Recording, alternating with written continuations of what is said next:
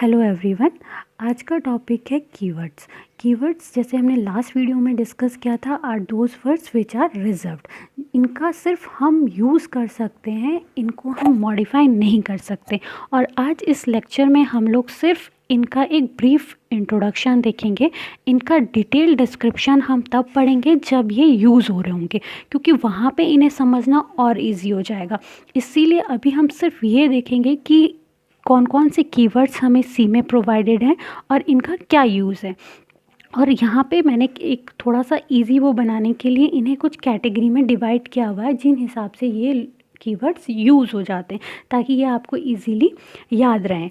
तो सबसे पहली जो कैटेगरी है वो है data types. Data types means जो हमने लास्ट लेक्चर में डिस्कस किया था कि अगर हम मेमोरी में कोई वेरिएबल लेते हैं और उस वेरिएबल का हमें ये डिफ़ाइन करना है कि हम इसमें किस तरीके का डेटा स्टोर करेंगे, किस टाइप का डेटा हम इसमें स्टोर कर रहे हैं, वो चीज़ कौन बताता है हमें? डेटा टाइप, कि हम क्या इसमें स्टोर करने वाले हैं। तो अगर हमें इस वेरिएबल में इंटीजर वैल्यू स्टोर करनी है तो हम इंट कीवर्ड यूज़ करते हैं।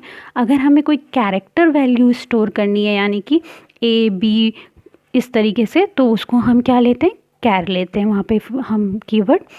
अगर हमें कोई फ्लोट वैल्यू यानी कि डेसिमल वैल्यू लेनी है 4.5 या 5.99 इस तरीके की कोई वैल्यू स्टोर करनी है, तो उसके लिए हम फ्लोट कीवर्ड का यूज़ करते हैं। डबल ये सेम होता है जैसे फ्लोट कीवर्ड होता है, बट इसकी थोड़ी सी साइज़ में वेरिएशन होता है। फ्लोट के कंपैरिजन में डबल थोड़ा बड़ा होता है।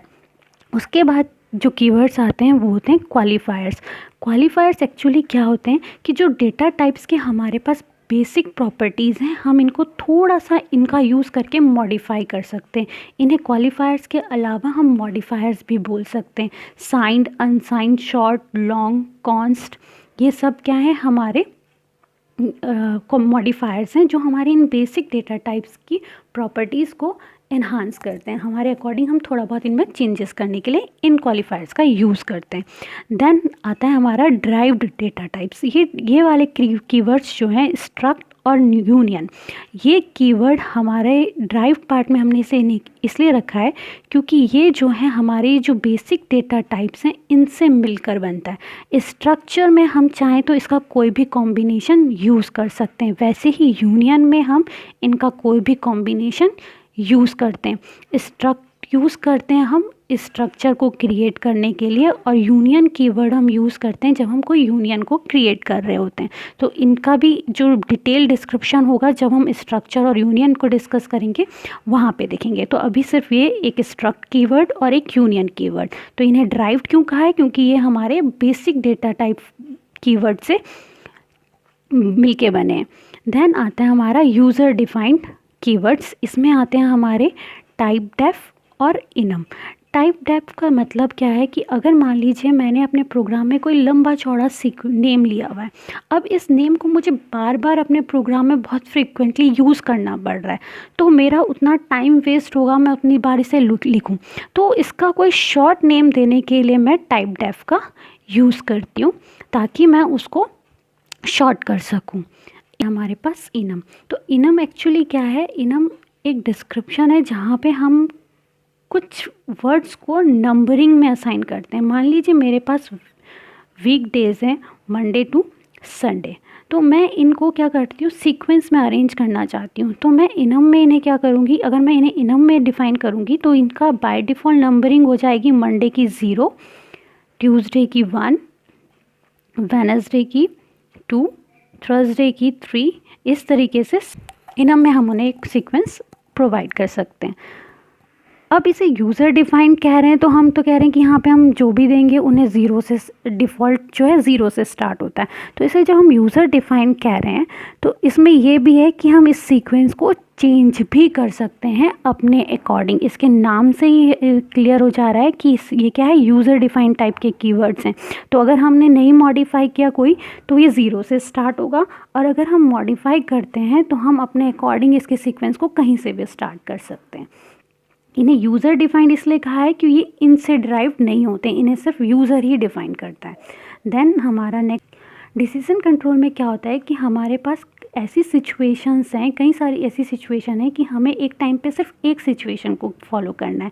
एग्ज़ाम्पल के तौर पे कि मुझे अपने घर से कॉलेज तक जाना है और मैं चूज़ करती हूँ कि जब रेनी सीज़न हो तो मैं ये वाला रूट फॉलो करूँ, और जब नॉर्मल डे हो तो मैं ये वाला रूट फॉलो करूँ।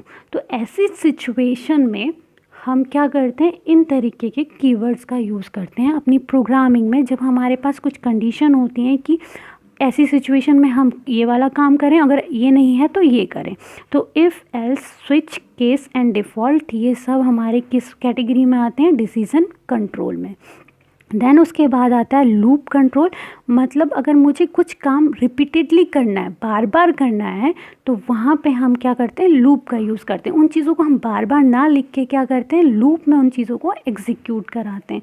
तो फॉर, डू और वाइल, ये 3 कीवर्ड हैं। जब यूज़ होते हैं लूप, तब हमारा एक लूप होता है फॉर लूप, एक होता है वाइल लूप, और थर्ड लूप जो होता है वो होता है do while loop.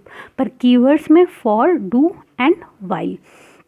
Then jumping control keywords, ये हैं break, continue, go to, return. तो इनमें क्या होता है, हमारा जो एग्जीक्यूशन चल रहा होगा प्रोग्राम का, हमारा एग्जीक्यूशन क्या होता है, लाइन बाय लाइन एग्जीक्यूट होता है। कंपाइलर फर्स्ट लाइन से लेके लास्ट लाइन तक एक एक करके एग्जीक्यूट करता है। तो जैसे ही उसको ये कीवर्ड मिलता है ब्रेक, तो जहाँ भी उसे ब्रेक मिलेगा वो सीधा उसके बाद आने वाली लाइंस को स्किप करके लास्ट एंड में चला जाएगा। कंटिन्यू क्या करता है, जहाँ उसे कंटिन्यू लाइन मिलती, कंटिन्यू कीवर्ड मिलेगा, तो वो उसके बाद वाली लाइनों को छोड़ के वापस स्टार्टिंग से स्टार्ट कर देता है। गो टू कीवर्ड क्या करता है कि जहाँ गो टू कीवर्ड मिला, इसके साथ हम एक लेबल लगाते हैं। तो लेबल मीन्स कोई भी नेम लिख देंगे और हमारा कंट्रोल कहाँ जाएगा, उस नेम पे चला जाएगा। गो टू के बाद जितनी हमने स्टेटमेंट्स लिखी हैं वो एग्जीक्यूट नहीं होगी, हमारा कंट्रोल सीधा उस नेम पे चला जाएगा जो हमने गो टू कीवर्ड के साथ लिखी है।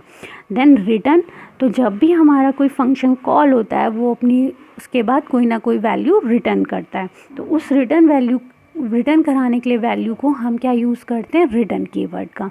तो ये सब चीज़ें जैसे जैसे आएंगी तो ये और क्लियर हो जाएंगी कि कहाँ हम रिटर्न यूज़ कर रहे हैं, कहाँ पे हम कंटिन्यू, किस तरीके से हम ब्रेक का यूज़ कर रहे हैं। देन जंपिंग कंट्रोल कीवर्ड्स के बाद आते हैं हमारे स्टोरेज क्लासेस। स्टोरेज क्लास में क्या होता है, पहला keyword auto, then register, then static, then extern. तो इनके अपने अपने यूजेस हैं। हम किसी वेरिएबल के साथ ऑटो का यूज़ करें तो ऑटो मीन्स ऑटोमेटिक, तो एक्चुअल में हम इसका यूज़ नहीं करते, पर ये बाय डिफ़ॉल्ट सारे वेरिएबल्स इसी क्लास में ही आते हैं।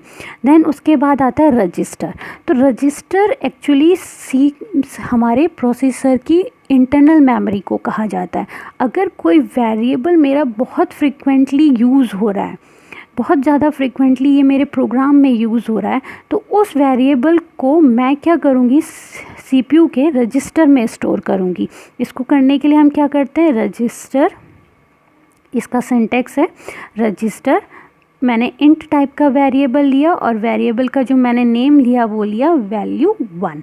अब देखिए यहाँ पे क्या चीज़ है, इस लाइन पे हमने लिखा है, ये तो है हमारा आइडेंटिफायर। ये आइडेंटिफायर क्यों है, क्यों जब हम ये लाइन एग्जीक्यूट करेंगे, जब हमारा कंपाइलर ये लाइन एग्जीक्यूट कर रहा होगा तो वो हमें एक मेमोरी ब्लॉक देगा। उस मेमोरी ब्लॉक का जो डेटा टाइप होगा वो होगा इंटीजर। तो हमें ये बताएगा कि हम इसमें सिर्फ इंटीजर वैल्यू को ही इंसर्ट करा सकते हैं। और ये val1 जो वेरिएबल हमने लिया है, ये नेम है, ये है आइडेंटिफायर, जिसका यूज़र करेगा कि इस मेमोरी ब्लॉक को वो किस नाम से बुलाएगा। ठीक है, और हम रजिस्टर में जब इसे डाल रहे हैं, यानी कि हम क्या कर रहे हैं, सीपीयू की जो इंटरनल मेमोरी है उसमें हम इस वेरिएबल को क्रिएट कर रहे हैं। ऐसा क्यों कर रहे हैं, तो एक एग्ज़ाम्पल लेते हैं कि मेरे पास 2 बॉटल्स हैं, एक मेरे बिल्कुल पास है और एक मेरे से काफ़ी दूर रखी है।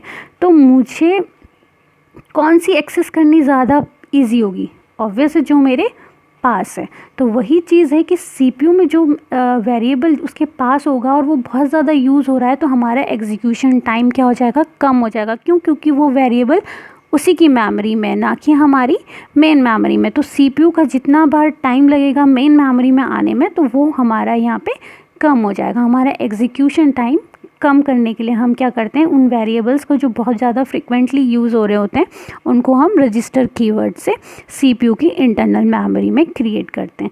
देन हमारा static keyword.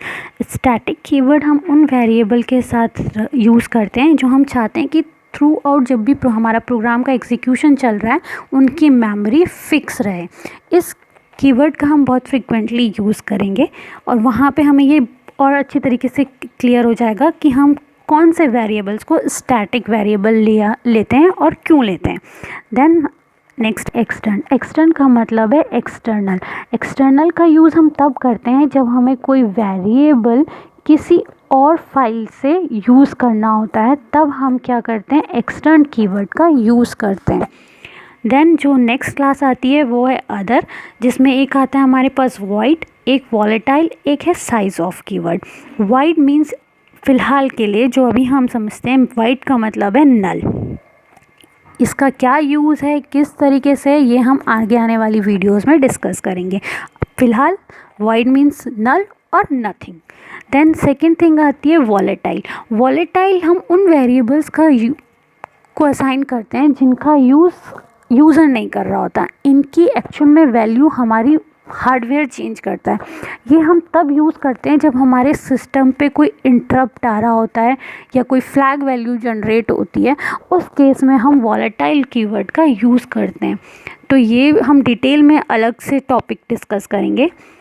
Then size of. Size of एक ऐसा कीवर्ड है जो हमें किसी भी वेरिएबल का टोटल साइज़ निकाल के बता देगा कि ये मेमोरी में कितना साइज़ ले रहा है। अब सपोज़ मान लीजिए मैंने एक इंटीजर वैल्यू 1 ये एक वेरिएबल इनिशियलाइज़ किया। अब ये मेमोरी में कितना स्पेस ले रहा है मुझे कैसे पता चलेगा, तो उसके लिए हम साइज़ ऑफ कीवर्ड का यूज़ करते हैं। तो हम कैसे करते हैं इसे, साइज़ ऑफ ब्रैकेट वैल्यू 1। तो ये जितना साइज़ ले रहा होगा हमें ये कीवर्ड बता देगा कि ये वेरिएबल को मेमोरी में कितना साइज़ चाहिए होगा।